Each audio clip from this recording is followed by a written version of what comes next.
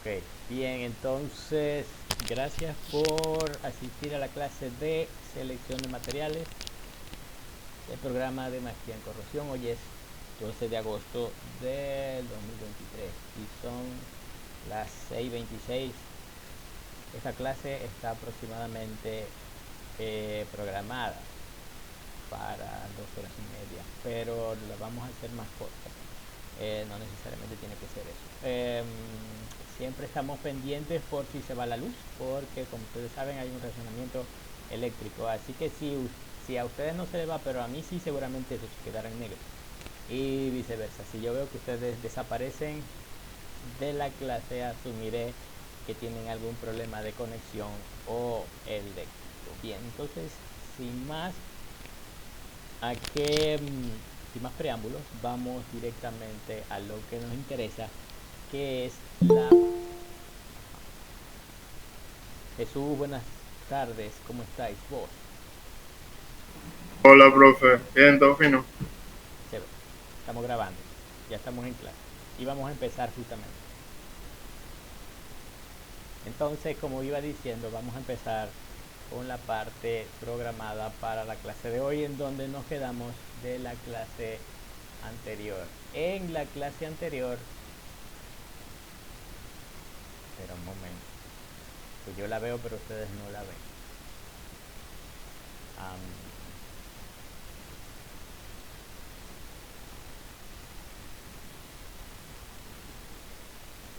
Bien, entonces, ¿se ve ahí? Sí, profe. Ok, Sí. ok. Entonces, en la clase anterior vimos o quedamos en la parte de potencialidad corrosiva. ¿Qué es potencialidad corrosiva y para qué nos sirve? Bien, ya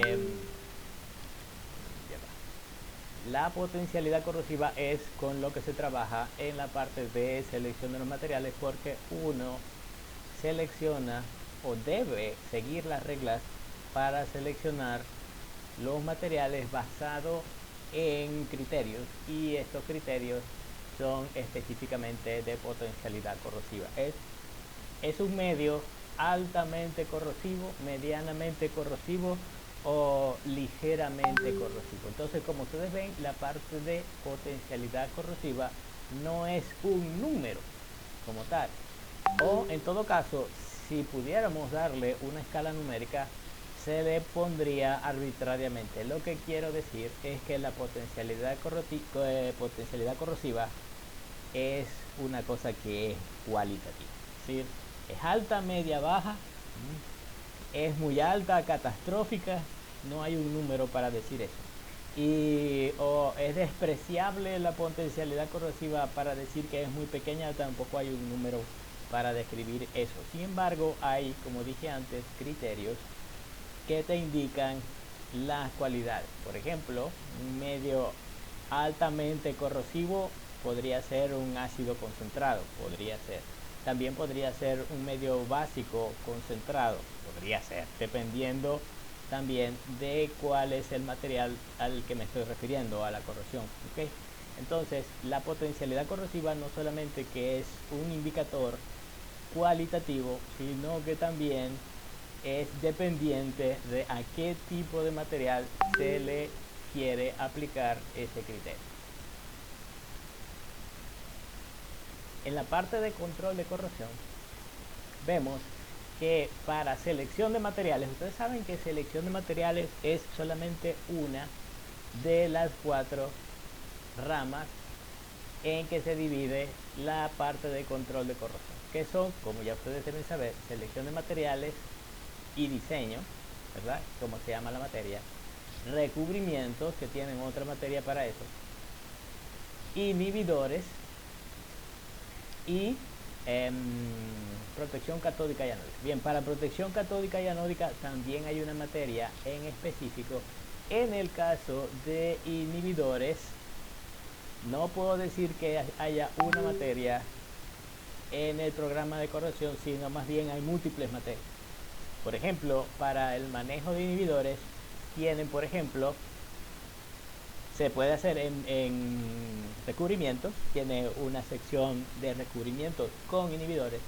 Está también en electroquímica aplicada. En electroquímica aplicada se estudian las reglas y técnicas específicamente diseñadas para la evaluación de inhibidores. Y también, por supuesto, está la parte de protección catódica, que también tiene una sección especial para el manejo de inhibidores. Ok, pero ya todos ustedes lo saben, o por lo menos Julio y Henry lo saben, que tienen cursado más casi todo el pensum. Solamente le faltaría esta materia y la tesis, si mal no recuerdo, para cumplir con los requisitos del pensum. Entonces ya saben ellos a lo que se estamos refiriendo. Nosotros en selección de materiales, repito, es solamente una de las cuatro formas de aplicar control de corrosión. Ahora bien, en esta diapositiva me dice a qué tipo de equipo se puede aplicar la selección de material. Está, por ejemplo, tanques de almacenamiento, ¿ok? Clásico. Tipo de equipos el cual puedo seleccionar materiales están los tanques. Este es el ejemplo del librito, pues. Un ejemplo de selección de materiales que no lleve por lo menos un tanque, bueno, no creo que sea un ejemplo completo. Otro tipo de equipo luego de los tanques están los recipientes a presión y reactores. Reactores en diferentes tipos de fase. Ustedes saben que hay múltiples tipos de reactores. Por ejemplo, están los reactores total de mezcla completa, que normalmente se produce la reacción en fase líquida o en emulsión, ¿ok? Emulsión normalmente. También están los reactores de flujo pistón, pero en ese caso los reactores de flujo pistón serían reactores de lecho, fijo o fluidizado, en el cual las fases de la parte de reacción son gaseosas. No necesariamente tendría que haber muchos problemas.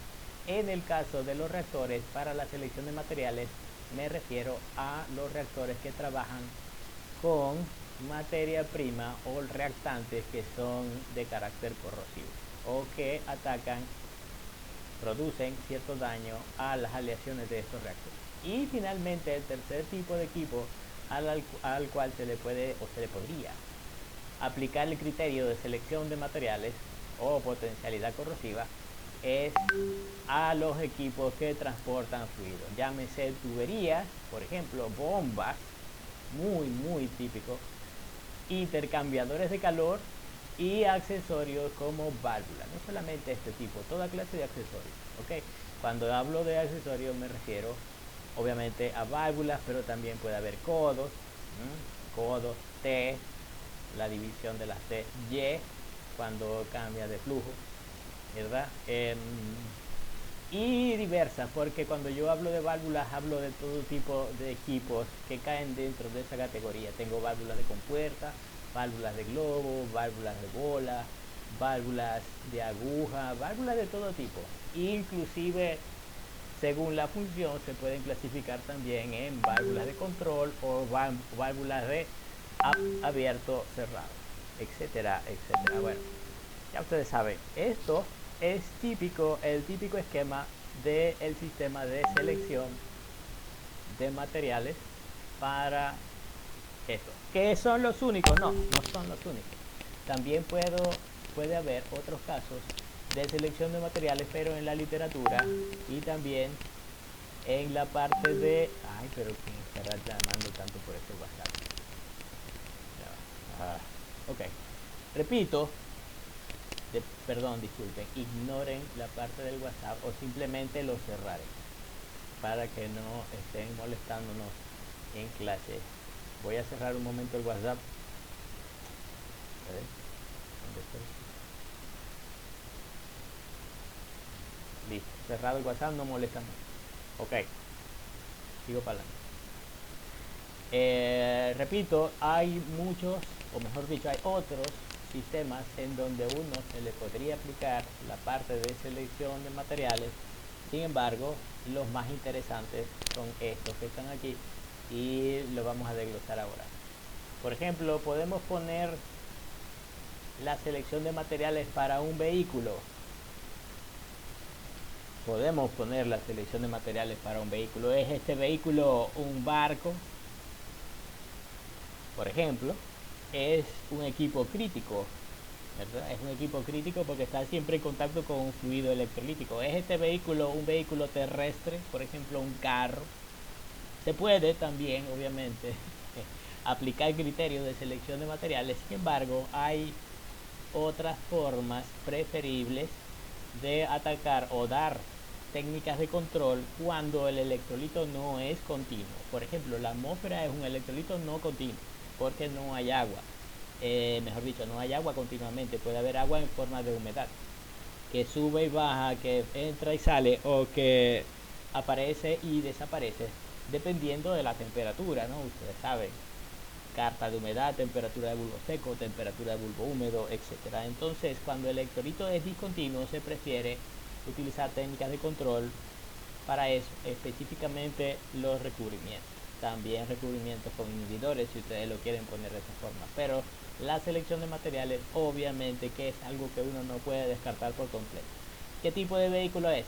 ¿Un avión? Bueno, un avión podría ser un tipo de vehículo algo crítico, ¿cierto? Porque un carro, bueno, se te abre un hueco por corrosión en el carro, lo peor que te puede pasar es que lo tengas que llevar al taller para latonearlo y repintarlo, aplicarle un fondo y repintar. Pero en un avión se te abre un hueco por corrosión, ay, eso sería triste la historia, sobre todo si eres tú el que va dentro del avión. Entonces, Disculpe, dígame. el suelo se considera también discontinuo. Bueno, me imagino que depende del grado de humedad, no sé. Sí, el suelo es considerado un electrolito continuo. Claro, por supuesto hay cambios o variaciones de la humedad de los suelos. Sin embargo, por ejemplo, en un cruce de un río,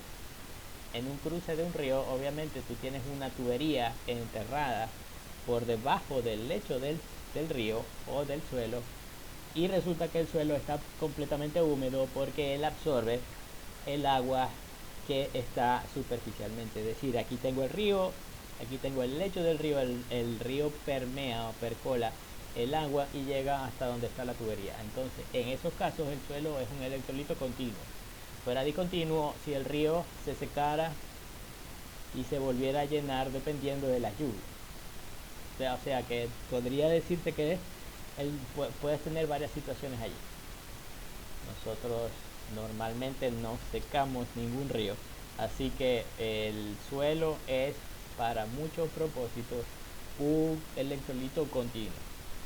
Está también, por ejemplo, el caso de cuando tienes estructuras que están en las costas, en la costa del mar.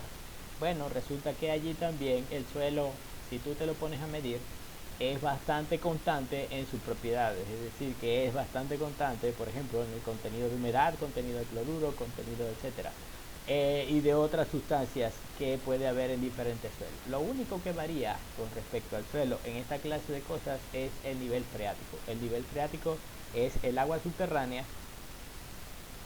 Obviamente que el agua subterránea es el nivel del agua que a donde tú encuentras el agua una vez que perforas en el suelo. Por ejemplo, el agua, nosotros en Maracaibo podemos encontrar agua aproximadamente a 6 metros de profundidad en muchos lugares, ¿okay? Dentro si entramos a la ciudad, pero cerca del lago de Maracaibo, en las zonas del litoral, el nivel freático está tan alto como a 2 metros de la superficie. Entonces hay muchos problemas graves con respecto a eso, porque cualquier estructura, por ejemplo, estos bonitos apartamentos, Lagomar Beach, Costa del Lago, no sé qué cosa, estas bonitas villas privadas que cuestan un ojo de la cara y parte del otro, pues resulta que tienen algunos problemas por el nivel freático del agua que está corroyendo las bases de estas estructuras. Y por supuesto que si hubieran hecho un buen procedimiento para selección de materiales y hubieran seleccionado el esquema o sistema constructivo que mejor se adecuaba a ese problema del nivel freático, no tuvieran los graves problemas que tienen hoy en día. Por ejemplo, hay por lo menos 4 casos típicos que todo el mundo sabe que es un caso de problema por nivel freático, el caso del lago Mol. El lago Mol tiene un sótano que está completamente relleno, es decir, que no pudieron salvar nada de ese sótano. Tuvieron que agarrar ese sótano, demoler, rellenar de nuevo con material, tierra, arena, no sé qué más. Y simplemente clausurar esa parte. Hola Joelín, saludos, ¿cómo estás tú? No te oigo, Joel. ¿Aló? ¿Aló? Aquí. ¿Cómo estás? Hola, profe, buenas tardes. Buenas, Disculpe la demora. tranquila. Estás en un sitio donde es de día todavía. Sí, en mi casa. Ah, Aquí todavía no se oculta el sol. perfecto. Ah, bien. Bueno, entonces continuemos con la clase, por favor. Entonces, como iba diciendo, ¿dónde iba? Así, claro, en la parte del lago Mol, que debido a un problema de aguas subterráneas de nivel freático variable, como está muy cerca del lago de Maracaibo, resulta que yo no sé por qué, pero los ingenieros civiles o constructores eh, no toman en cuenta eso. Qué raro. ¿Por qué? Porque muchas de las técnicas de construcción están hechas para otros sitios en donde el nivel freático no es tan complicado ni es tan problemático. Por ejemplo, en la costa de Estados Unidos, no tienen este problema.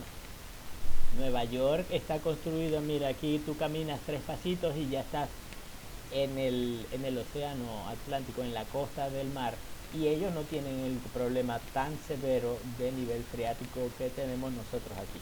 Es por el tipo de suelo.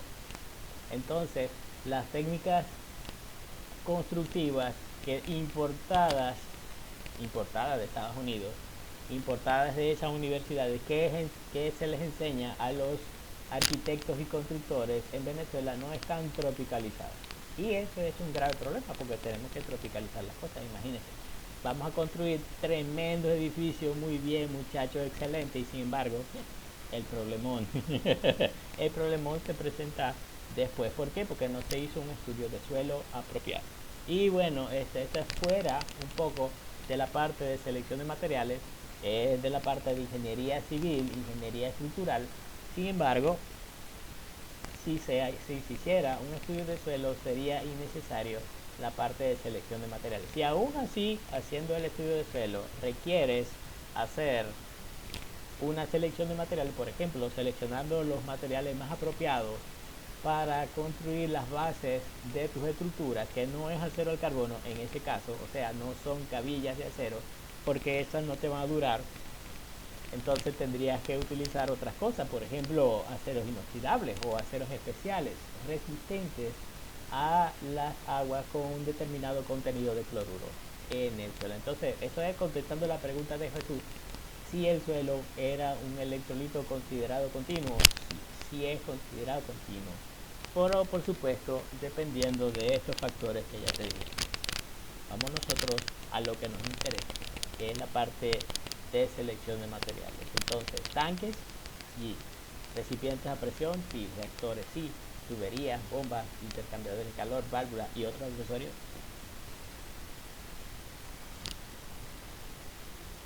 Tanques de almacenamiento. Entonces, tiene algunas características interesantes. Vamos a enumerarlas. Tiene un gran tamaño.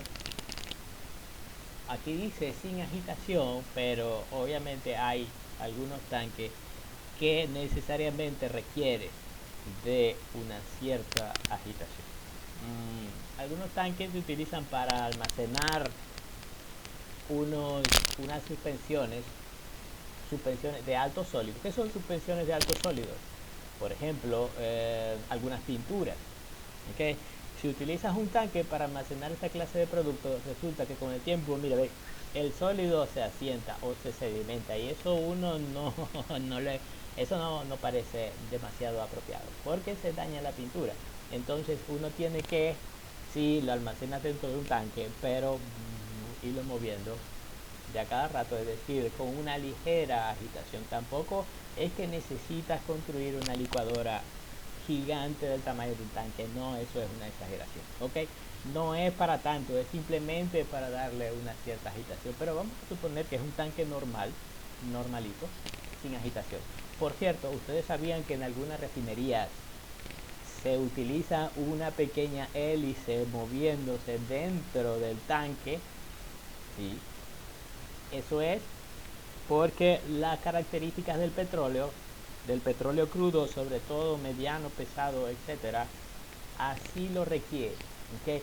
Necesito que el tanque esté a una determinada temperatura, es decir, que hay un cierto calentamiento y hay una agitación para mantener el petróleo crudo en movimiento, inclusive dentro del tanque. Porque si se deja enfriar, si se deja asentar ese petróleo crudo, va a ser difícil sacar ese petróleo dentro del tanque, ¿ok? Entonces, sí, normalmente se construye un tanque vulgar y corriente sin agitación, pero también los hay con agitación. Sigo leyendo. Presión ambiente de operación, es decir, una atmósfera de presión. Ustedes saben que hay diferentes tipos de tanques. Ya los recipientes a presión lo vamos a ver un poquito más adelante, pero asumiendo que estos son tanques atmosféricos. La primera consideración en este tipo de casos es seleccionar acero al carbón. ¿Por qué? Bueno, por economía, obviamente. No hay una razón más fuerte ni más apropiada en este caso que seleccionar el material más económico y que me dé las prestaciones que necesito, porque ¿qué es lo que necesito de un tanque? Necesito simplemente que sea un recipiente fuerte de almacenamiento, ¿verdad? Con ciertas características. Si lo quisiera barato, lo construyera de, no sé, plástico. Compraría esos tanques que venden en Pequibé, tanques grandotes así que vienen de que no sé cómo se llama el material ese, polietileno, polipropileno, algo así, de alta densidad. Yo tengo en la casa dos, aquí, y uno está lleno y ahorita el otro está vacío, pero es para almacenar agua, ¿ok? Nada del otro mundo. Ahora, si yo quisiera construir una cosa más grande, o para almacenar algo un poco más fuerte, que no sea necesariamente agua, entonces el acero al carbono es el material a seleccionar. Ahora, ustedes dirán, bueno, pero si lo que voy a almacenar allí tiene un pH ácido, tiene una potencialidad corrosiva mediana o moderada, el acero al carbono no es precisamente el material más apropiado. Tienen toda la razón. Es correcto. Sin embargo, entonces ahí ya hablé de dos términos que son la clave de esta materia. Primero, potencialidad corrosiva. Entonces, ¿cómo sabe ustedes que el agua es lejos? ¿Cómo sabe ustedes que el fluido que ustedes van a almacenar en ese tanque genera una alta o moderada potencialidad corrosiva? ¿Ves? Tienen que hacer pruebas para eso. De eso vamos a hablar después. ¿Okay? Y la otra cosa que dije con respecto a los tanques era ¿qué era lo que dije? Bueno, que era un fluido que podría no ser apropiado para usar en tanques de polietileno. Por ejemplo, yo no puedo almacenar solventes fuertes, por ejemplo la gasolina. No puedo almacenar en un tanque de polietileno una carga, un lote, no sé, una gandola de gasolina. No puedo, porque la gasolina obviamente es un solvente orgánico y disolverá todo eso. Entonces, olvídense de almacenar gasolina en tanques plásticos. Hay plásticos especiales, ¿okay?, que sí pueden ser apropiados para el manejo de esta clase de sustancias. ¿Okay? Los polialogenados. Polialogenados me refiero a, por ejemplo, los policloruro de vinil. También hay un polialogenado, por ejemplo, el teflón. ¿El teflón qué es? El teflón es básicamente una cinta de estas sustancias polianogenadas, que sería polifluoruro de vinilo, ¿ok? Que es repelente del agua de alta resistencia a los químicos. Entonces yo repito, no puedo utilizar policloruro de vinilo porque se disolvería, pero sí puedo, por ejemplo, utilizar tanques con un lining. ¿Ok? ¿Qué es un lining? Un lining, perdón, es un recubrimiento por dentro del tanque. Por dentro del tanque que me aísla el contenido que hay dentro del tanque de las paredes del mismo tanque. Entonces puedo tener un tanque construido de cualquier material, incluyendo acero y carbono, pero si yo lo recubro por dentro con un lining de un material que sea inerte y resistente al líquido que va a contener, entonces me sirve perfectamente y no tengo ningún problema en utilizar estos materiales baratos. Entonces, otros casos: acero recubierto con cemento, epoxi, neopreno, PVC, poliéster, caucho, vidrio, etcétera. Wow, tengo muchas alternativas en el caso de los linings. ¿Okay? Yo he visto acero recubierto con cemento, pero no para almacenar petróleo. He visto acero recubierto con cemento para almacenar sustancias que no reaccionan con el cemento, es decir, sustancias que son alcalinas y que contienen calcio. ¿Okay? Alcalinas que contienen lechada. ¿Qué son las lechadas? Bueno, las lechadas son en la industria de, por ejemplo, la industria del papel, de la pulpa del papel y de algunas otras sustancias que manejan ácidos. Estas sustancias que manejan ácidos deben ser, una vez que salen del proceso como residuo o desecho, ellas no se pueden desechar así vulgarmente hablando a la vera de Dios, es decir, así como que en la naturaleza se encargará nada.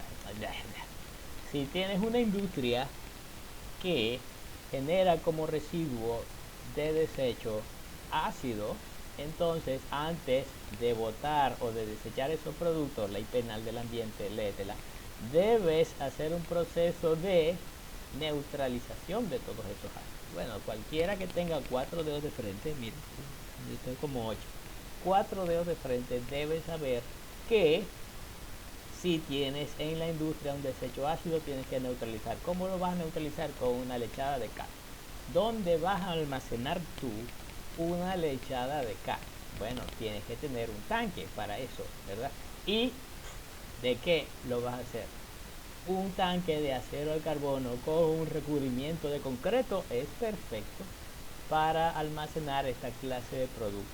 O sea que tiene sentido utilizar cemento para almacenar sustancias que sean alcalinas en primer lugar y en segundo lugar con calcio, porque no van a reaccionar o no van a degradar las propiedades del cemento en este caso. ¿Okay? Otros tipos de opciones que tengo ahí: epóxicos. Bueno, puede ser.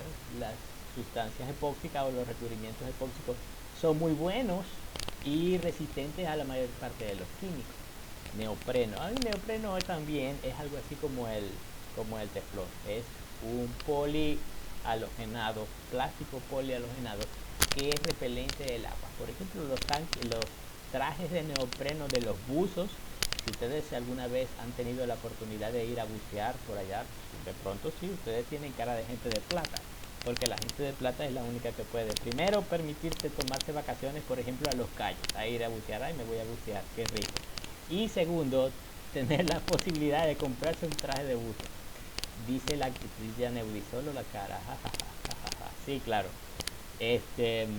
Caras vemos. Ya a Yaneudi uno le ve así la carita de pero parece que es de plata, Yaneudi, así que mosca pues.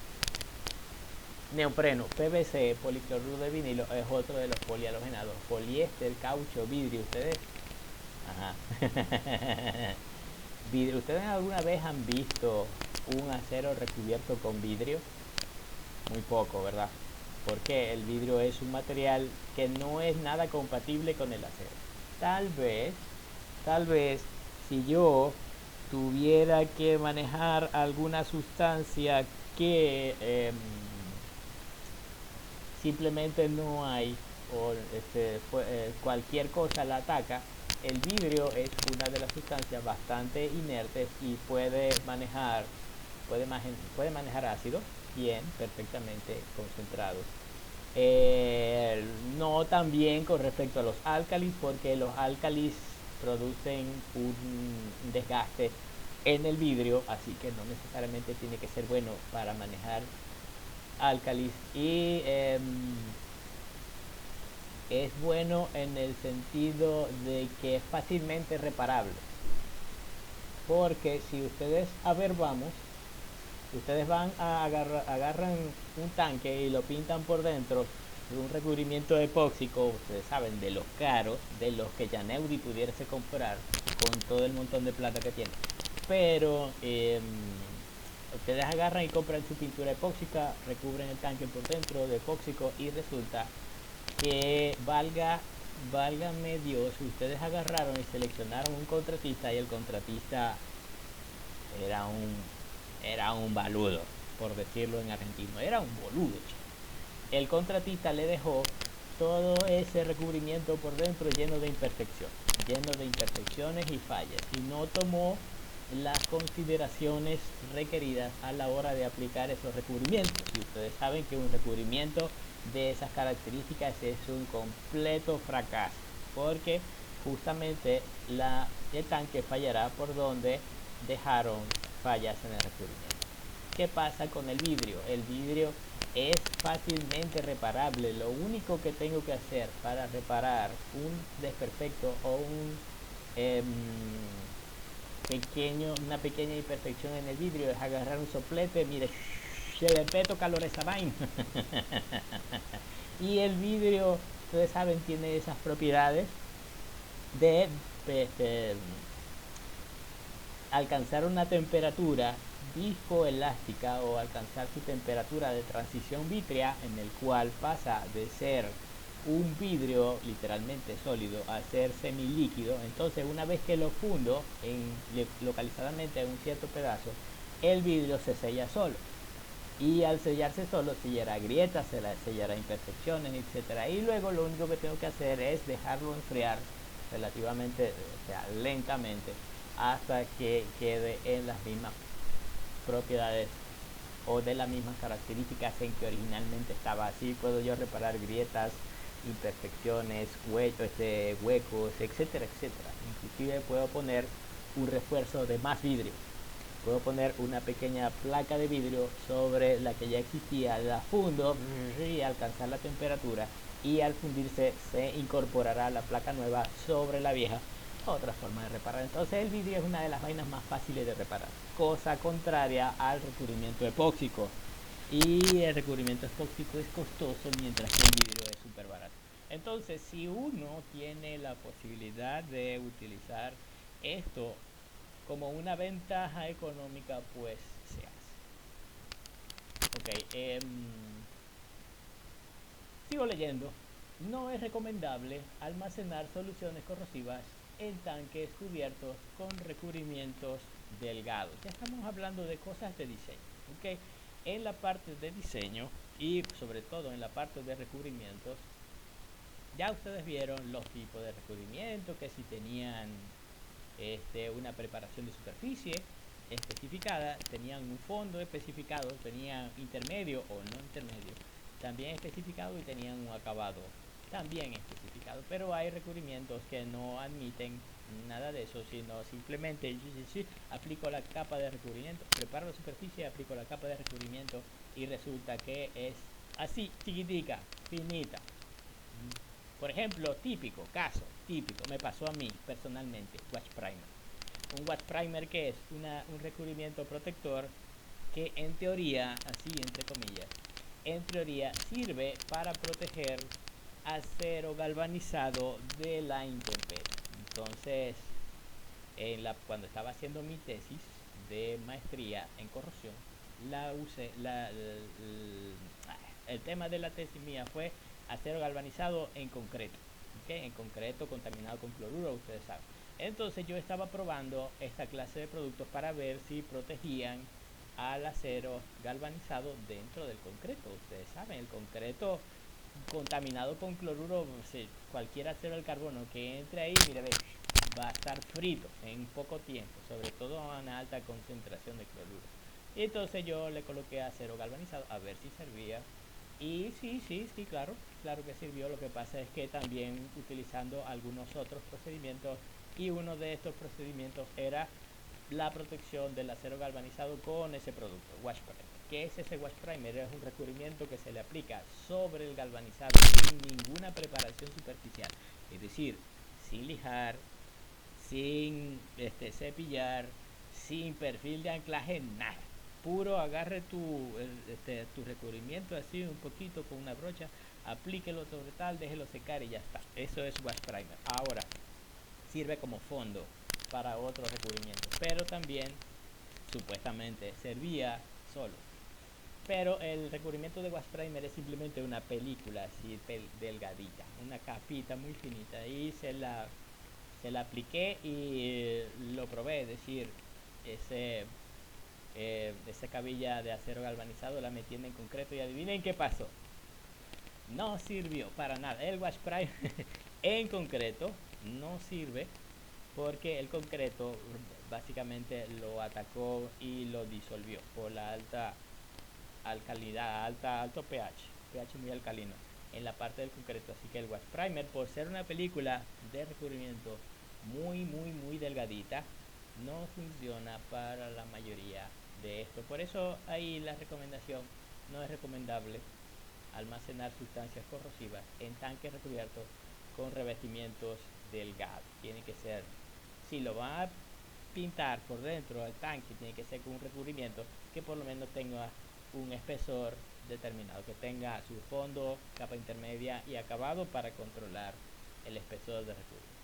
Bien, entonces sigo leyendo. En soluciones acuosas, revestimientos delgados tienen mayor éxito a bajas temperaturas. A temperaturas mayores de 60 grados centígrados, la penetración de agua a través del revestimiento delgado produce burbujas y levantamiento. Bien, entonces estoy entrándome o adentrándome aún más en el reino de los recubrimientos, pero también esos son tips aplicables más que todo a la parte de tanque.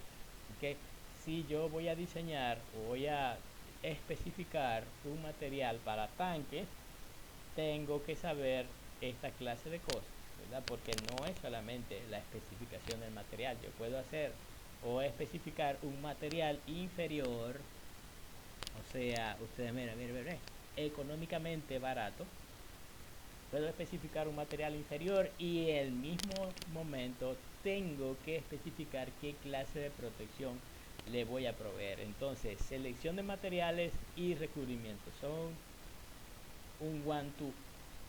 ¿Okay? Como dice el dicho, no deje que la mano izquierda sepa lo que la derecha está haciendo. Entonces, si ustedes van a hacer esto, ustedes tienen que meter la cabeza aquí, ¿verdad? Controlar.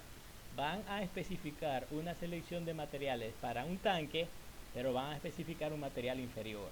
Van a especificar acero al carbono. ¿Y solamente eso? No. Tienen que, si especifican un material inferior, tienen que especificar también la forma en que como ustedes van a proteger a ese material inferior. Y por supuesto ahí es donde entran esta clase de tips. Por ejemplo, si lo van a proteger con recubrimiento, si lo van a proteger con protección catódica, si lo van a proteger con inhibidores, aunque los inhibidores casi no se usan para tanques, etcétera. Finalmente, en el último párrafo de eso dice otros materiales. Por ejemplo, puedo sustituir el acero con aluminio, que es muy bueno para solvente orgánico. Lo único malo para el aluminio es que tiene una debilidad estructural porque no tiene casi resistencia mecánica, a menos que sea, mire, un aluminio grueso de este color, así. Una chapa de aluminio de 1 pulgada puede resistir muchísimo, pero una chapa de aluminio de 1 pulgada es equivalente a una chapa de acero de 1 centímetro. Entonces prefiero el acero porque es más barato. Y lo pinto y ya. Pero en muchas otras, aluminio podría servir. ¿Por qué no? Si tengo el aluminio disponible, ¿por qué no?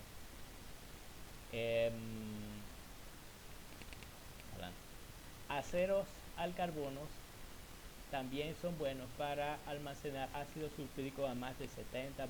Esa es otra cosa muy importante con respecto a la selección de materiales. Uno tiene que tener, o debería tener, entre comillas, ustedes deberían tener el conocimiento de esto. Electroquímicamente hablando, el acero al carbono en presencia de un oxidante fuerte, llámese ácido sulfúrico, se pasiva. Sí, se pasiva. Por supuesto que hay una concentración límite del ácido.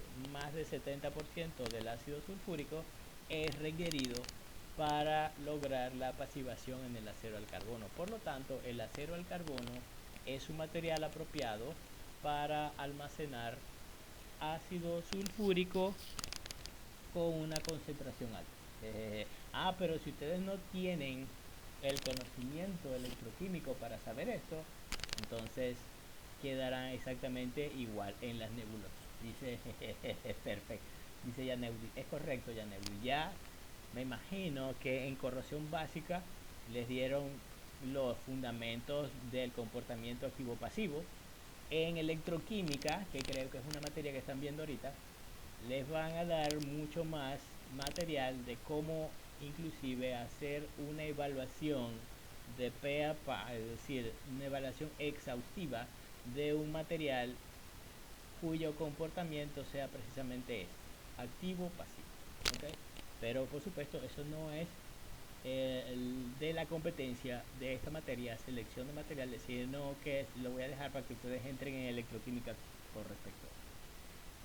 Sigo leyendo. Concreto. Por supuesto, hay tanques de concreto, obviamente. No solamente hay tanques, hay tuberías de concreto. Las tuberías de las cloacas son unos así de este color, anillotes grandes de concreto. ¿Okay?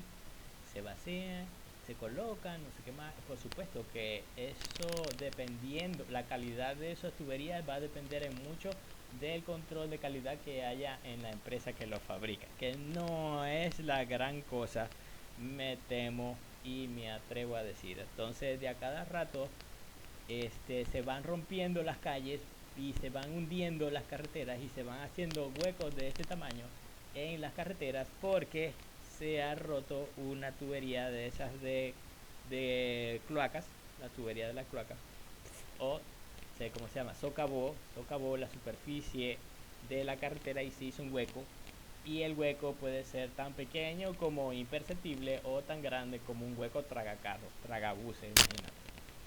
Entonces vienen las lluvias, se empeoran las cosas porque se cubre toda la calle de agua y uno no ve los huecos, y cuando uno va pasando con el carro cae en uno de esos huecos y ¡zua! Submarino automáticamente.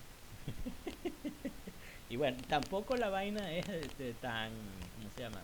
Tan dramática como esto, pero concreto, ¿ok?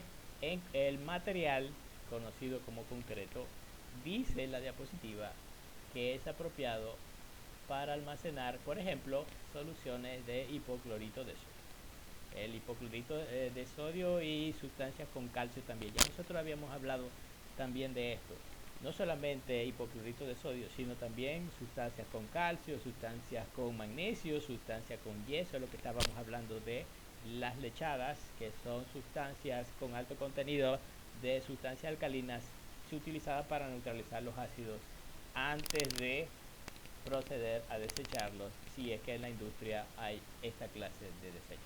Se pueden usar revestimientos de esto, dice aquí, para tanques pequeños. Yo diría que pequeños y no tan pequeños también, porque hay tanques enormes, gigantescos, que también están recubiertos con una capa de concreto. Que bueno, ni modo.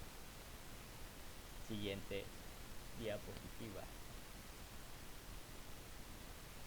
Bien, ya hablamos bastante sobre los tanques. Vamos a hablar ahora de los recipientes a presión y de reactores. ¿Okay? Recipientes a presión y reactores. Dice temperaturas altas o bajas. Parece un poco ambiguo. Altas presiones o también el vacío. Agitación y la proximidad a personas. Bien, todas estas son características que puede uno o debería uno estar pendiente a la hora de diseñar y especificar un material para recipientes a presión y también en el caso de industrias pesadas para reactores. ¿Okay? En cualquier parte ustedes pueden encontrar un recipiente a presión, pero no en todas partes uno va a encontrar un reactor. ¿Okay? Tiene que ser una industria muy específica para encontrar un reactor. En el caso de los recipientes a presión, por supuesto, uno tiene que tomar en cuenta a qué presión. ¿Es la presión alta? ¿Es la presión baja? Por ejemplo, uno puede trabajar en una planta de llenado de bombonas de gas. Es lo típico, ¿ok? La bombona de gas es el típico recipiente a presión. Una bombona de gas que simplemente gas natural, es decir, metano y otros gases, metano, etano, hasta propano pudiera ser. A una determinada presión agarro la manguera de un recipiente a presión gigantesco que tengo ahí atrás, la manguera, no sé qué más lleno, hasta que me dice, bueno, está lleno, 15 kilos o 10 kilos, dependiendo del tipo de bombona o de la capacidad de la bombona. Pues lo típico es una bombona pequeña que sea de 15 kilos. ¿Sí? 15 kilos de gas, kilos en términos de presión, no en términos de peso o de masa. ¿Okay? 15 kilogramos fuerza por centímetro cuadrado, es aproximadamente así la medida. Entonces no es una presión demasiado alta, es una presión relativamente baja, porque son aplicaciones domésticas, si vamos a hablar así, ¿ok? Pero hay otros recipientes que ya no son aplicaciones domésticas, ¿ok? Ya no son los 15 kilogramos por centímetro cuadrado de presión de una bombonita de gas. Ahora estamos hablando de 25 o 30 atmósferas de presión, y eso sí es preocupante. Ok, tiene que ser completamente especificado dependiendo también de la presión. Uno no va a especificar un tanque de acero vulgar y corriente si es una presión muy alta. ¿Por qué? Porque cualquier fuguita, cualquier cosita, una gotica de agua que cayó, o sea, cayó la lluvia, se secó una gotica de agua, quedó en el sitio equivocado y generó una picadura, y adiós luz, que te apagaste, mira, ese gas va a ser así de explotó la cosa. Entonces mucho cuidado, porque sobre todo en las aplicaciones críticas se tiende mucho a especificar materiales específicos. Bueno, especificar materiales específicos suena como redundante, ¿ok? Se tiende a especificar un material bueno, no un acero al carbono vulgar. Si uno va a especificar un acero al carbono, tiene que especificar el sistema de protección por dentro y por fuera, porque es doble. Cuando tengo recipientes a presión, normalmente, un recipiente a presión crítico, normalmente uno siempre especifica un sistema antipresión o de control de presión o de control de la corrosión por dentro y por fuera. Por fuera es relativamente fácil, porque con un recubrimiento, una buena pintura, una pintura epóxica, uno puede mantener la lluvia alejada de mi recipiente, de mi bombona o de mi reactor. Pero ¿qué pasa por dentro? Por dentro también uno debería, entre comillas, saber especificar un buen line. ¿Okay? También la temperatura. Ustedes saben, como buenos ingenieros, que la presión y la temperatura son cosas que van de la mano. Ley de los gases ideales y de los gases reales, pues también dice presión volumen es igual ZnRT, donde Z factor de compresibilidad, N número de moles, R la constante de los gases ideales y T la temperatura. Por lo tanto, la presión y la temperatura siempre están perdón, siempre están ahí como que íntimamente relacionados. Si aumenta la temperatura, también aumenta la presión. Entonces ten mucho cuidado a la hora de diseñar un tanque. Uno diseña un tanque para una determinada presión. Yo voy a diseñar este tanque, voy a especificar todos los materiales para que me soporten una presión hasta de 20 atmósferas. perfecto. O sea, tu diseño puede ser muy bueno. ¿A qué temperatura lo hiciste? A 25 grados centígrados. Ok, ¿cuál es la temperatura de Maracaibo? 35, 45 grados centígrados muchas veces. Entonces, ten mucho cuidado porque aumenta la temperatura externa, aumenta la presión dentro del tanque también. Y si yo diseñé el tanque para aguantar 20 atmósferas y la llené a 20 atmósferas, pero después vino, pero la llené cuando, en la mañana, cuando estaba fresco, donde no había una temperatura, la llené a 20 atmósferas en la mañana y en la tarde explotó el tanque, porque se recalentó por el sol del mediodía maracucho y la presión que estaba utilizando yo, que era de 20 atmósferas, que en teoría podía aguantar el tanque, subió a 30 atmósferas. Bueno, ese explotó obviamente. Eso es como que se llama uno de los casos más típicos de buen diseño, mala operación. ¿Okay? Tiene que si quieren buscar algún responsable, busquen a la persona que dijo que se podía llenar ese tanque a su máxima capacidad de diseño. No se puede hacer eso. ¿Okay? Un tanque tiene una capacidad de diseño y un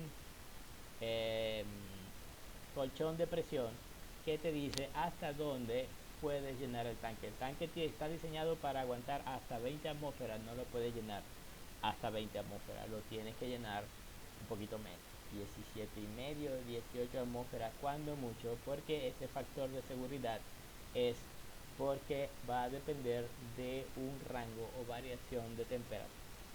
¿Okay? Para evitar estas cositas.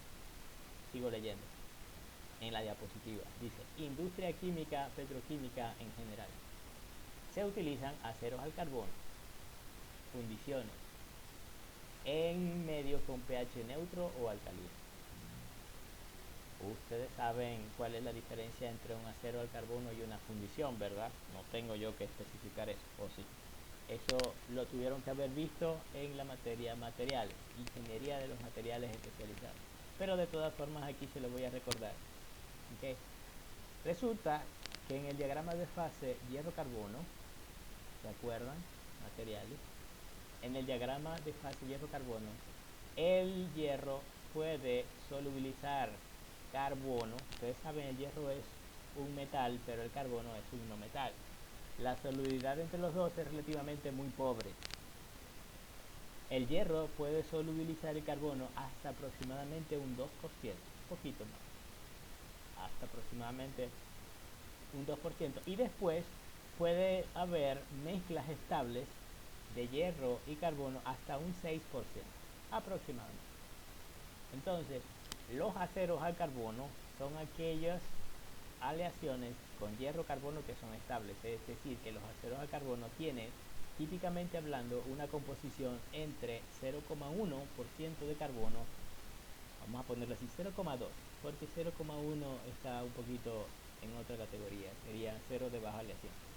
El acero al carbono puede estar entre 0,2 y 2%, dependiendo del rango, y luego de allí, luego del 2%, estas mezclas estables entre hierro y carbono se llaman fundiciones. ¿Okay? Entonces las fundiciones tienen una cantidad muchísimo mayor de carbono que el acero al carbono, aunque las dos son, repito, aleaciones hierro con carbono, con características especiales. Por supuesto, las fundiciones se utilizan en tanques o recipientes que almacenan electrolitos. Por supuesto que tiene que ser electrolitos, pero vamos a llamarlo líquidos de pH neutro y alcalino. Los aceros de baja aleación, como ya dije antes, los aceros al carbono estaban en el rango del 0,2% de carbono. Bueno, los aceros de baja aleación están un poquito menos de allí, es decir, son apenas considerados aceros, pero tienen también otros elementos aliantes, además del carbono. Pueden tener, por ejemplo, silicio, vanadio, circonio, tungsteno, niobio y otros materiales aliantes en microconcentraciones. ¿Okay? Entonces, los aceros de baja aleación también son aceros, solamente que con algunas características especiales. Por ejemplo, yo puedo tener un acero de baja aleación aliado con cromo. No es un acero inoxidable porque no alcanza la concentración de cromo necesaria para subir en la categoría de aceros inoxidables, pero si tiene algo de cromo, lo puedo llamar acero de baja aleación. Tiene muy buenas propiedades similares más o menos a un acero inoxidable, pero no llega a ser acero inoxidable porque no está dentro de lo que dice la norma, que es un acero inoxidable. Entonces, los aceros de baja aleación son útiles cuando, por ejemplo, tengo que usar un buen acero, pero no puedo usar un chimbo acero al carbón. Utilizo un acero de baja aleación sin necesidad de ir a aceros súper resistentes como los aceros inoxidables, porque además de súper resistentes son súper caros. Sigo leyendo. Número 3. Aumentando el contenido de cromo y níquel. Los contenidos de cromo y níquel son lo que le da lo inoxidable, entre comillas, al acero inoxidable. Como ustedes saben, el acero inoxidable tiene un mínimo de 18% de cromo y 8% de níquel, es decir, ese es el estándar. Okay, el 18-8 es el acero inoxidable estándar normal. Pero también están, por ejemplo, los de los S300 y aleación 20, que son unos tipos también de acero inoxidable que tienen, si se lo ponen a ver, si lo buscan por internet, tienen ligeras modificaciones en cuanto a la composición. Algunos tienen un poquito más de níquel, otros tienen unos componentillos aleantes por allí que no son ni cromo ni níquel. Por ejemplo, un poquito de molibdeno por aquí, que como dice los poetas que se suben en los autobuses a veces, ni enriquecen ni empobrecen a nadie, a ningún acero al carbono. En este caso sí, porque los aceros inoxidables con un poquito de estos cositos molibdeno son muy buenos a la hora de resistir los ataques de la corrosión. Entonces, sigo leyendo. Número 4. Aleaciones base níquel y cobre y sus aleaciones. ¿Okay? Por ejemplo, el cobre níquel y el monel 400. Ya después vamos a ver cuáles son algunas de las características del cobre níquel y el monel 400. Si a ustedes, por ejemplo, les preguntasen cuál es su aleación favorita, por supuesto que no estoy esperando que nadie o ninguno de ustedes tenga una aleación favorita, por favor, eso sería demasiado.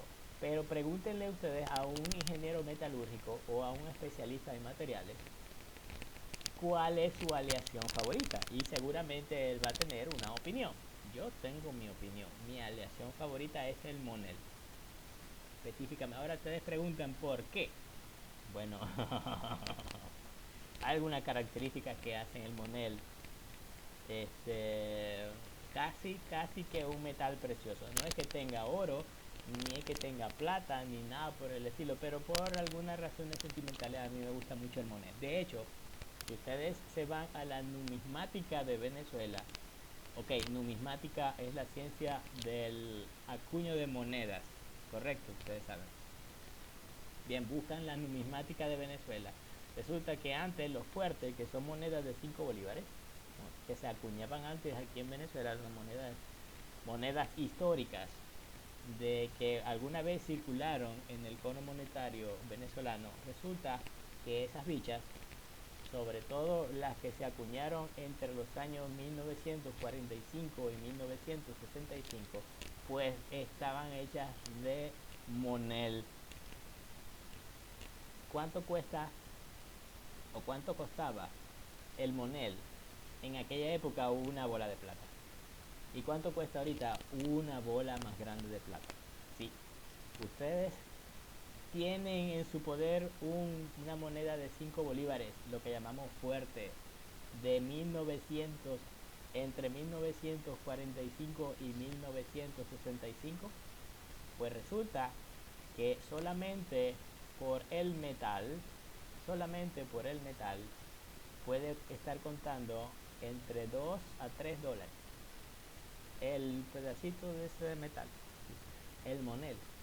que son unos cuantos gramos, son unos 15 gramos aproximadamente del monel, costaría unos $3. Y uno dice, no, esa moneda es de 5 bolívares, ¿qué va a estar costando nada? ¿Qué va a estar valiendo nada eso? Pues sí vale, solamente por el metal, esa moneda de 5 bolívares cuesta $3 el moneda. Por eso es que también uno tiene sus, ¿cómo se llama? Su corazoncito puesto en ciertas me van a decir, este profe muy malvado está pensando en el dinero. Sí, estoy pensando en algo de dinero, pero ajá. Sigo leyendo, titanio. Ese sí es caro. Si yo estuviera pensando en dinero, yo diría, no, mi aleación favorita es el titanio. Pero no. Titanio. Dice, algunos de estos equipos se revisten interiormente con caucho, vidrio, fluoropolímeros, etcétera, para servicio altamente corrosivo, y es posible colocar delgadas capas de tantal. Ok, bueno, aquí uno tiene que jugar también con técnicas tales como el del lining.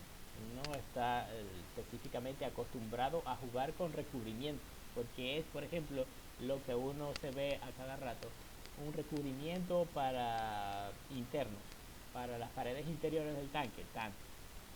Pero normalmente si un recubrimiento falla, si el fluido que uno está manejando allí es altamente corrosivo y no hay ningún recubrimiento que te pueda garantizar una protección completa, entonces que uno tiene que recurrir a los lining, que el lining es básicamente colocar por dentro de ese recipiente a presión una capa de ese metal, en este caso titanio.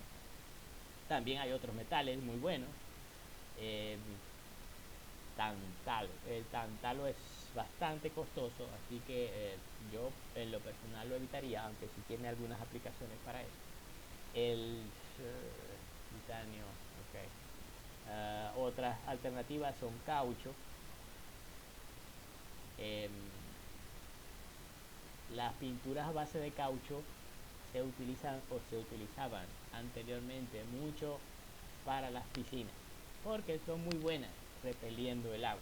Es decir, son pinturas para piscina, lo que nosotros llamamos caucho clorado. Ustedes ya vieron la materia de recubrimientos, así que ustedes deberían decirme esto a mí, no yo a usted.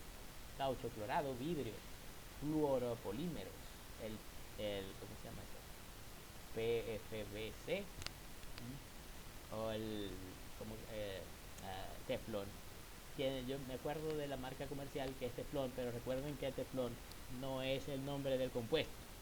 Teflón es la marca del fabricante francés de este fluoropolímero, ¿okay? Y que resiste muy bien el ataque corrosivo de estos medios super agresivos.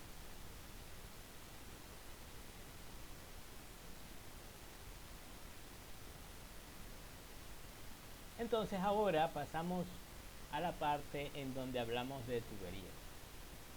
Ya saben, tuberías, bombas, válvulas, accesorios, etc. Pero vamos a enfocarnos primero en la parte de tuberías. Las tuberías en servicio se utilizan principalmente para transporte de sólidos, o sea, sólidos que vienen en el líquido, ok. Si yo quiero transportar un sólido de un sitio A un sitio B, ¿cómo lo hago? Ustedes me dirán, bueno, súbelo a un camión, súbelo a una camioneta y llévese para allá. Pero no quiero hacer eso. El sólido puede ser transportado a través de tuberías también. Por supuesto, tengo que echar el sólido dentro de un líquido. Normalmente el líquido no debería ser capaz de disolverlo. Si yo quiero transportar piedras de río por 2 kilómetros, ¿cuál es la forma más rápida de hacerlo si no dispongo de camiones ni de nada? Pero dispongo de una tubería. Pero la tubería es para líquidos. ¿Puedo yo transportar piedras de río en la tubería? Sí, sí puedo. Lo único que tengo que hacer es agregar las piedras de río en una corriente, ¿verdad? Una corriente de un líquido, y esa corriente, llámese agua específicamente, el agua va a arrastrar todas esas piedras por gravedad normalmente porque tiene que considerar que la tubería no puede ser plana, sino que tiene que tener un cierto ángulo de inclinación, correcto, para que rueden las piedras más fácilmente. Entonces es una forma de transportar piedras en una cantera. Ustedes saben, las canteras son aquellas zonas en donde se generan grandes cantidades de materiales de construcción, en este caso piedra. También podrían generar, por ejemplo, una cantera de mármol. Es una alternativa.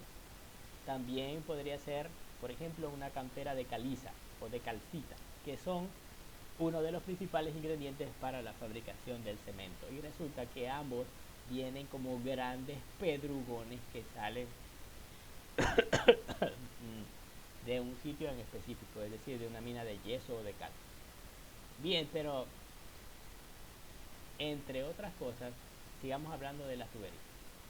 Las tuberías sirven para el transporte de sólidos, también de líquidos o también obviamente de gases. Los de líquidos y los gases, por supuesto que ustedes son ingenieros y saben de esto también. Las tuberías son susceptibles a la erosión, a la abrasión, altas presiones o también alto vacío, temperaturas altas o también bajas, proximidad variable a personas, posible martillo hidráulico u otros abusos. ¿Qué diablos es eso del martillo hidráulico?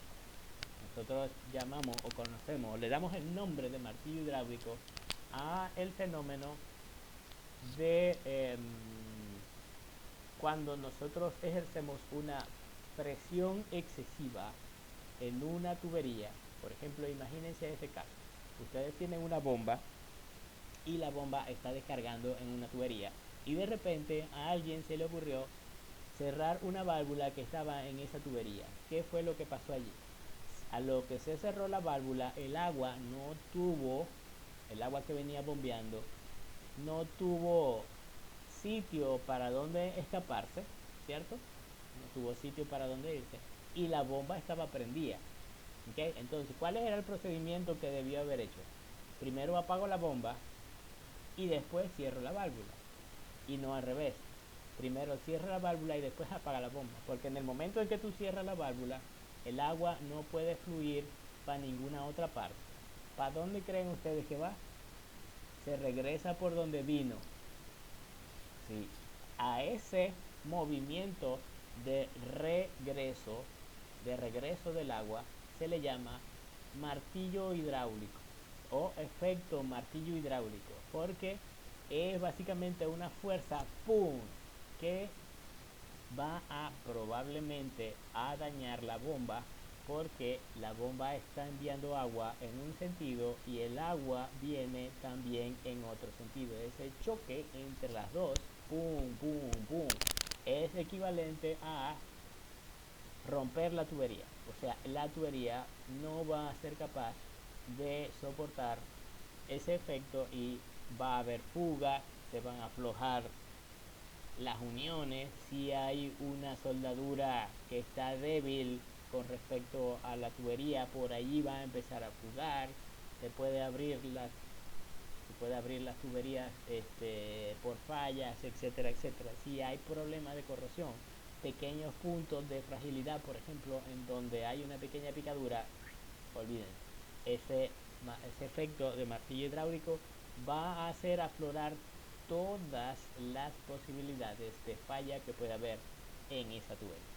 Sigo leyendo. Tubería soldada. Tal como el acero al carbono, acero de baja aleación o acero inoxidable, está libre de bridas y por lo tanto es más fuerte y durable, entre comillas. Si la tubería, si yo necesito unir dos tuberías,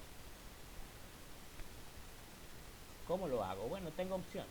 La primera opción es, primero le pongo bridas o le pongo tornillos. Se llama tuberías apernadas, tuberías bridadas. Y eso solamente lo hago si tengo, por ejemplo, un tramo de tubería corta y ese tramo de tubería corta en algún punto lo voy a necesitar reemplazar. Es decir, le pongo bridas, le quito los tornillos, los saco, pongo un tramo nuevo, le vuelvo a poner bridas y tornillos. Entonces, bridas y tornillos son muy buenos pero solamente, repito, normalmente se utiliza para tramos cortos y en secciones en donde yo sé que en algún momento voy a tener que reemplazar. Si no, suelda esa vaina. El procedimiento de soldadura es, primero, relativamente rápido.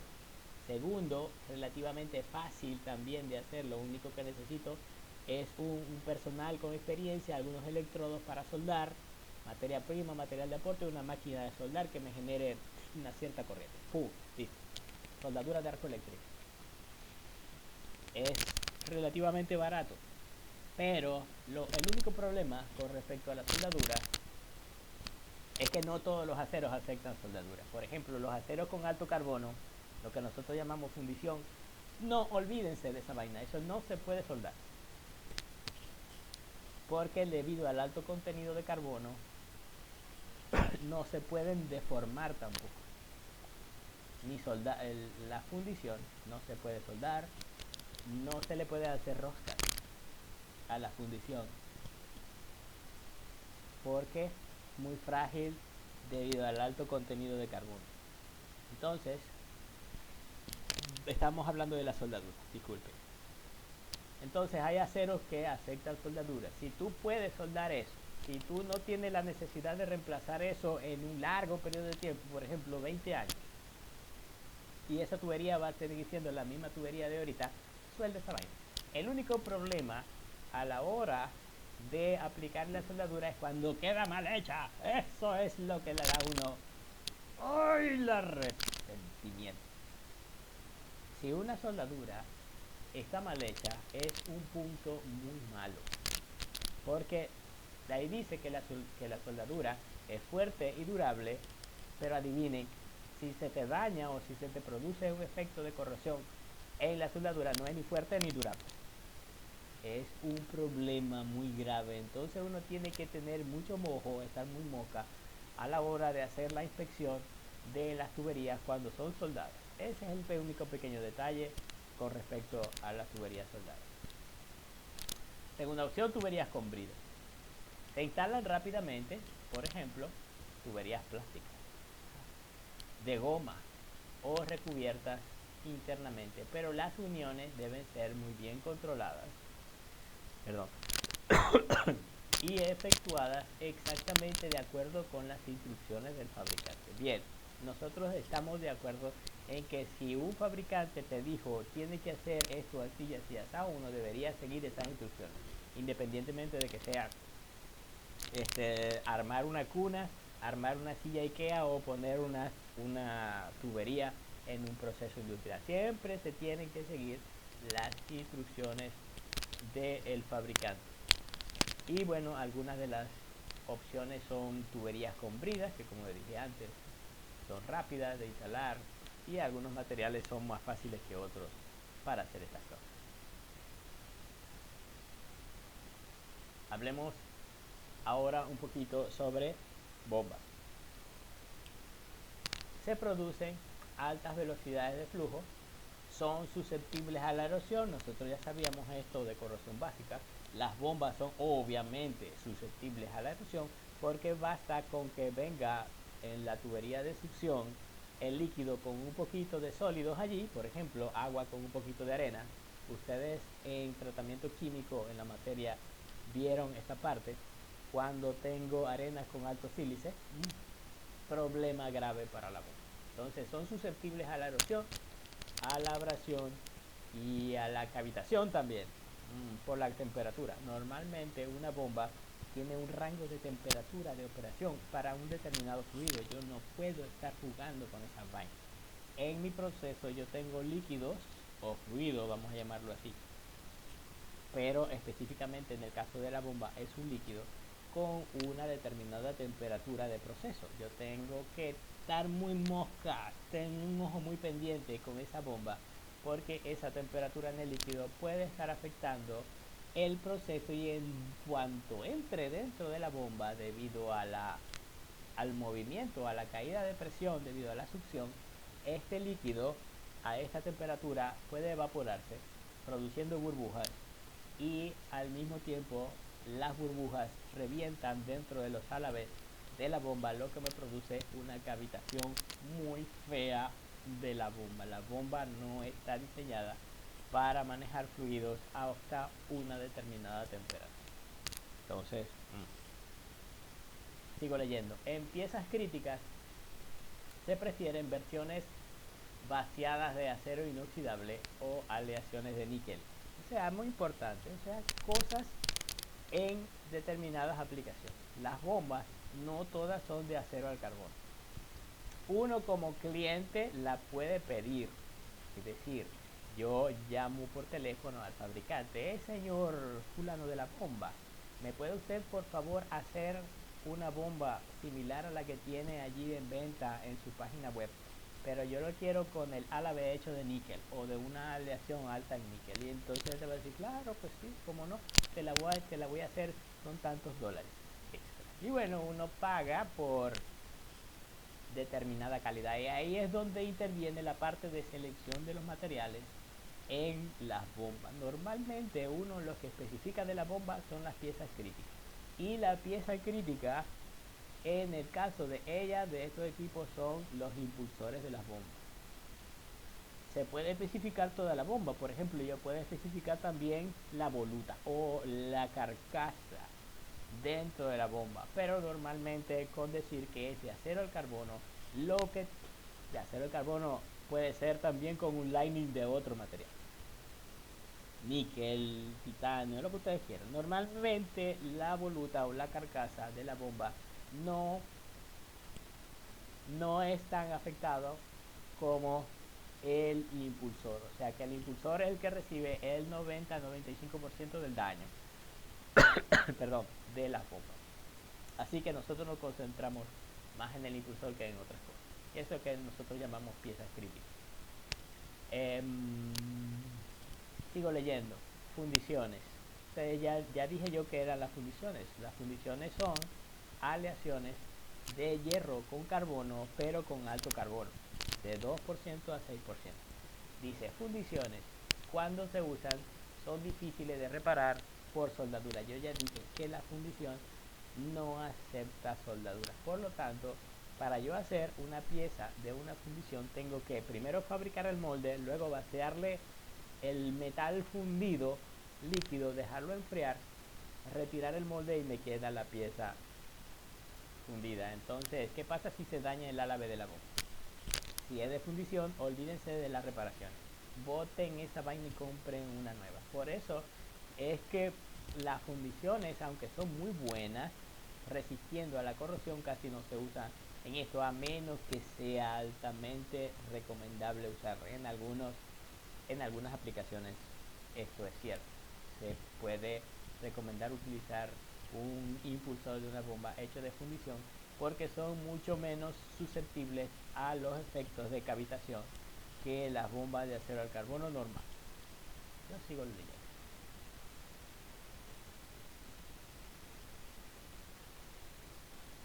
Bien, llegué a la parte de intercambiadores de calor.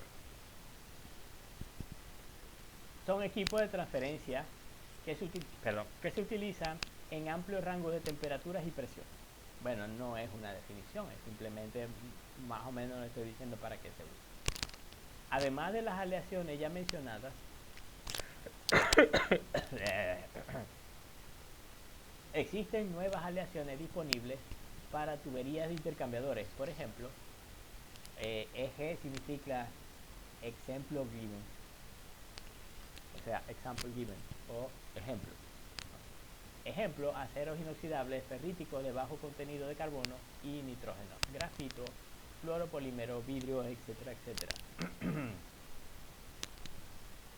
No voy a entrar aquí en demasiado detalle sobre la parte de diseño de un intercambiador de calor. Ya ustedes vieron eso en operaciones unitarias en la parte de ingeniería química, o si no ingeniería química sino ingeniería mecánica, también la parte en que la parte de ingeniería mecánica se va por un poquito diferente de la parte de ingeniería química, se va por la parte estructural, etcétera. Pero en realidad todos vemos los diseños de estos intercambiadores de calor. Son equipos que tienen tubos por donde fluye un fluido caliente y luego por fuera fluye un fluido frío, etcétera, etcétera. Ahora, ¿de qué material están hechos esos tubos? Y también la carcasa.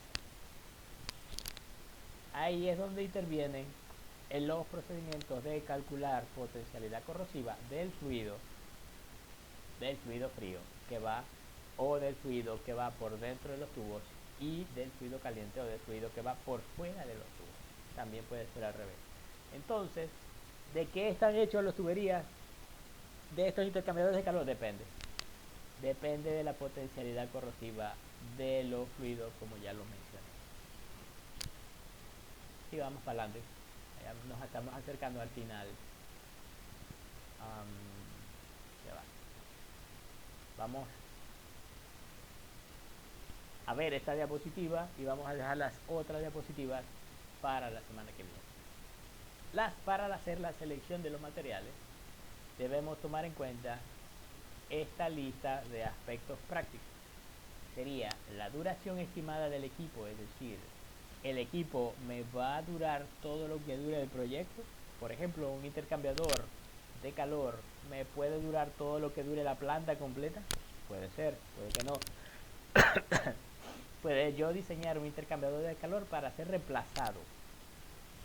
Si mi planta industrial está diseñada para durarme 50 años, yo puedo diseñar un intercambiador de calor basado en los datos de potencialidad corrosiva, repito, para que dure 25 años. Luego puedo reevaluar si es que hace falta reparar, o puedo inclusive tener esa previsión y comprar dos intercambiadores, de tal forma que solamente instalo uno y el otro lo tengo en stock, lo tengo en depósito, de tal forma de que después de 25 años ese intercambiador no sirve para nada y hay una parada programada de esa planta en particular, y aprovecho esa parada de planta y digo, mire, usted agarre ese intercambiador, pique esa tubería aquí, pique esa tubería aquí, saca el intercambiador y meta este y tal este que está completamente nuevo.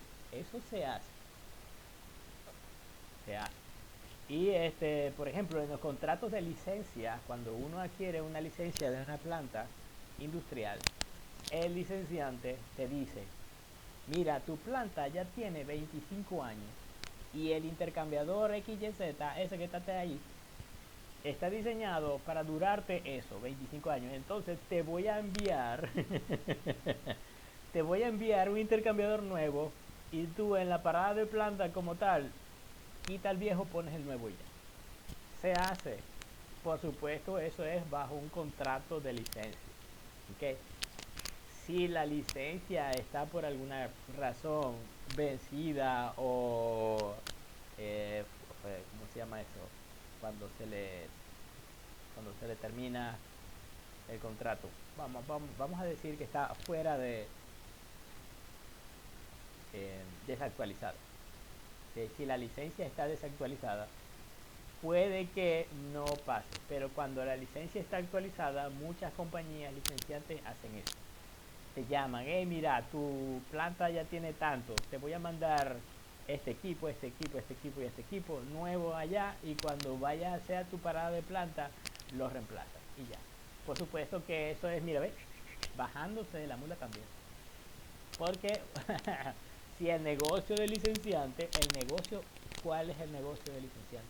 Que tu planta produzca, porque mientras tu planta esté en producción, tú le pagas regalías a esa persona que te está dando un contrato de uso, es decir, una licencia.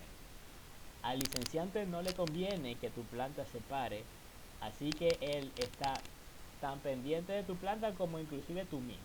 Si se te olvida a ti algo, él está allí para recordártelo. Mira que esto puede estar tal. Esa es la ventaja de tener un licenciado. Bien, sigo leyendo. Duración estimada del equipo, riesgos involucrados. En la parte de selección de materiales, obviamente, con la potencialidad corrosiva viene un riesgo asociado. Y no solamente eso. ¿Okay?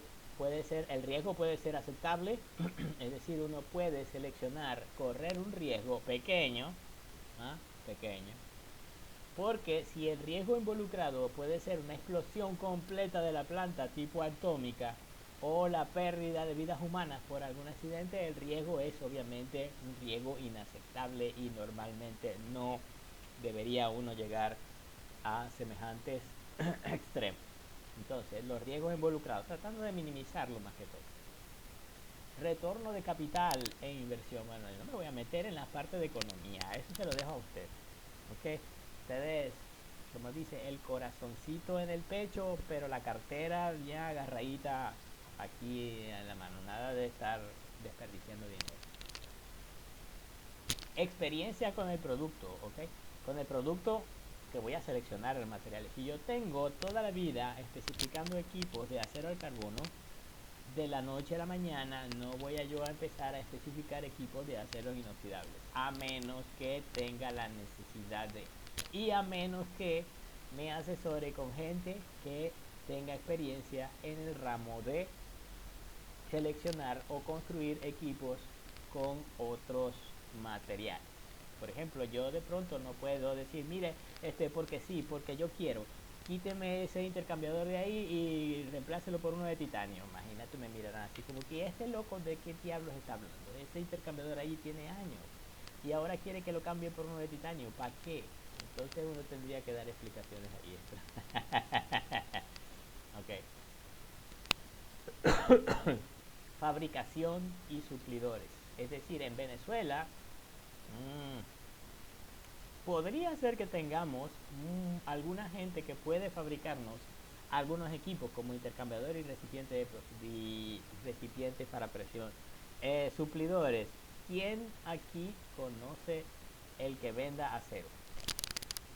Sidor, bueno, la siderúrgica de Venezuela no es exactamente el más confiable de todos los suplidores de acero. Normalmente algunos inclusive prefieren comprar en el mercado internacional acero y traerlo a Venezuela que comprárselo a Sidor. No sé por qué, me imagino. Yo nunca he tenido experiencia haciendo negocios con esta gente.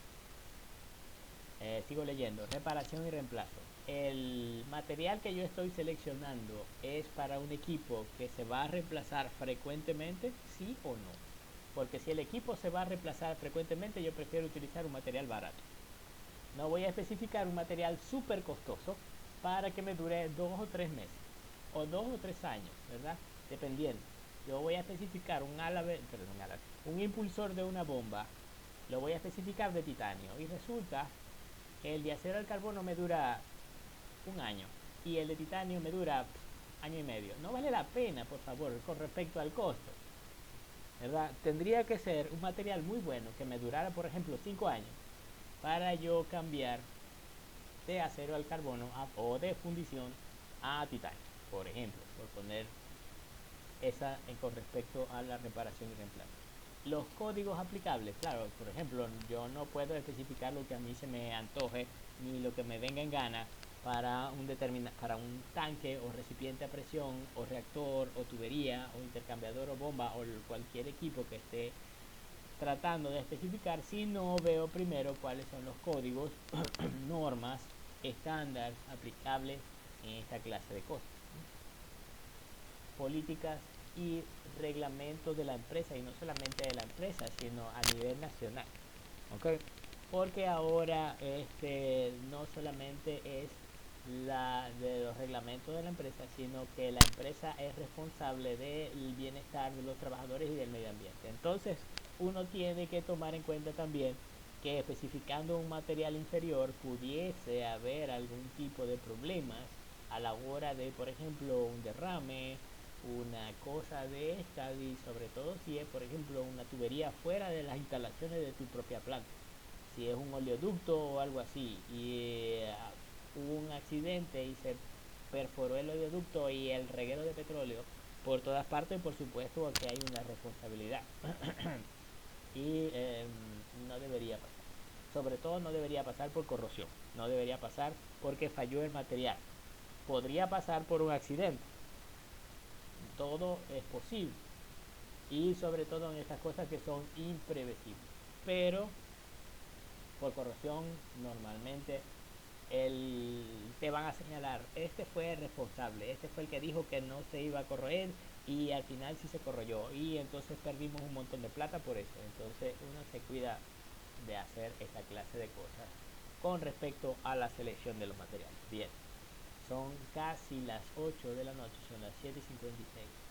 Voy a dejar esto hasta aquí, la diapositiva 19. Vamos a continuar con respecto a esta discusión la semana que viene. ¿Alguna pregunta, duda al respecto? ¿Alguno de ustedes? A ver.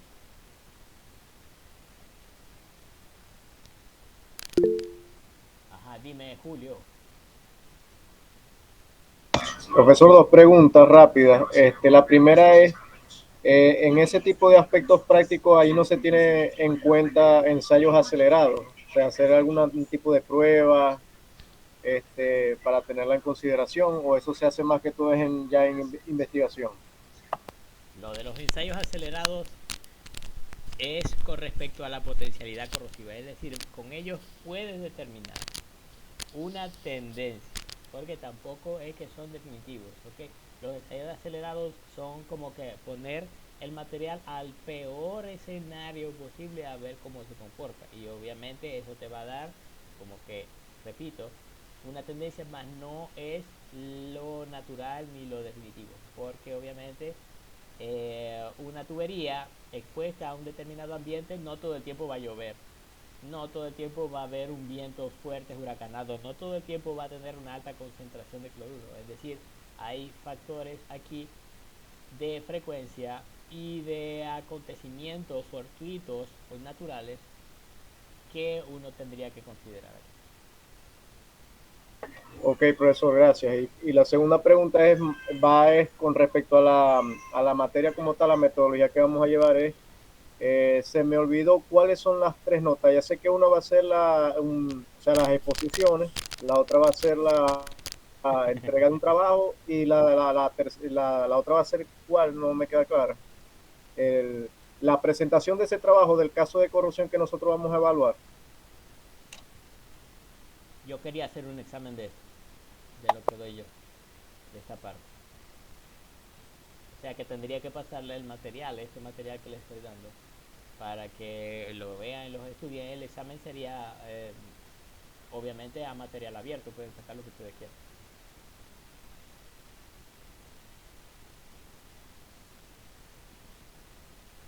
De nada. ¿Alguien más? Si no hay más preguntas, entonces voy a dejar de presentar esto para hacer las correspondientes despedidas. No, profe, nada más. Muchas gracias. A la orden. Nos vemos entonces el sábado que viene. El sábado que viene, 19 de agosto. Buenas noches. Ok, chao, profe. Chao. Buenas Feliz noches. fin de semana. Listo, profe, hasta luego. Voy a dejar de grabar.